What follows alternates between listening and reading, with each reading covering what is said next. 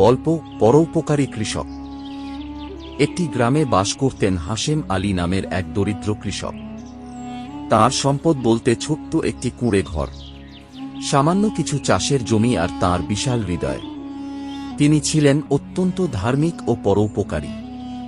আল্লাহর ওপর ভরসা রেখে তিনি দিনরাত পরিশ্রম করতেন এবং মানুষের সেবা করাকে নিজের দায়িত্ব মনে করতেন। একদিন গ্রামের এক বৃদ্ধ কৃষক এসে কাঁদতে কাঁদতে বললেন, আসসালামু আলাইকুম রহমতুল্লাহ। হাশেম ভাই, ও হাশেম ভাই, এইবার আজ জমিতে ফসল হয় নাই ভাই।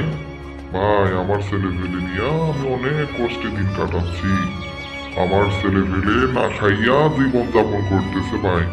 ভাই, আপনি যদি আমাকে কিছু সাহায্য করেন তাহলে আমি আমার ছেলেপেলে নিয়ে কোনো মতে জীবন যাপন করতে পারতাম ভাই। ও ভাই, আপনি কি আমাকে সাহায্য করবেন? হাশেম আলী দেরি করলেন না। তিনি নিজের গোলা থেকে চাল এনে দিলেন। স্ত্রী বললেন, তুমি এটা কি করলা? সামান্য খাবার আছে, আমাকেও তো খাইতে হইব, তাই না?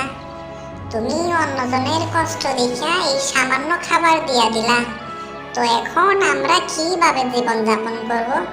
আমাকেও তো বেশি খাবার নাই, এই সামান্য কিছু খাবার ছিল। হাশেম মুচকি হেসে বললেন, শোনো, তুমি তোর চিন্তা করো না। আল্লাহ রাব্বুল আলামিন বলেছেন, যে ব্যক্তি মানুষের উপকার করে আল্লাহ রাব্বুল আলামিন তাকে দ্বিগুণ দিয়ে ফেরত দেন। তুমি আমাদের খাবারের জন্য চিন্তা করো না। অবশ্যই আল্লাহ রাব্বুল আলামিন তিনি আমাদেরকে রহমত করবেন। একদিন হাশেম আলী জমিতে কাজ করছিলেন। এমন সময় এক অচেনা দরবেশ এলেন। তিনি ক্ষুধার্ত ছিলেন। হাশেম তাকে নিজের শেষ রুটি খাইয়ে দিলেন। দরবেশ খুশি হয়ে বললেন, তুমি যে পরোপকার করো, আল্লাহ তোমার জন্য বিশেষ রহমতের ব্যবস্থা করবেন। সেই রাতেই হাশেম আলী স্বপ্ন দেখলেন। এক আলোর জলকানি এসে বলছেন, হাশেম, হাশেম আলী, ও হাশেম আলী, তুমি মানুষের সবসময় উপকার করো। আল্লাহ রাব্বুল আলামিন খুশি হইয়া তোমাকে এক নিয়ামতের ব্যবস্থা করেছেন। কালকে সকালে তুমি তোমার ক্ষেতের এক কোনায় যায়া দেখতে পাবে। সকালে উঠে হাশেম আলী ছুটলেন তার ক্ষেতের দিকে।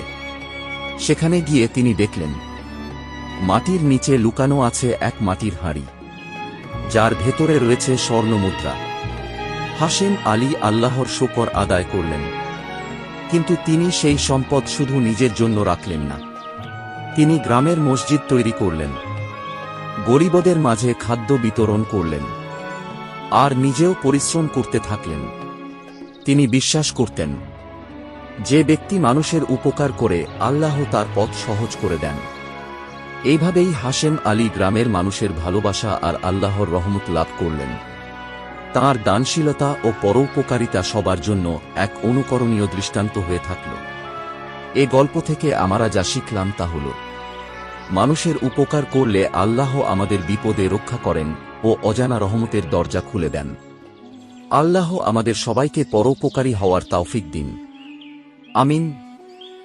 নতুন নতুন ভিডিও পেতে সাবস্ক্রাইব করুন এস বাংলা অ্যানিমেশন চ্যানেল।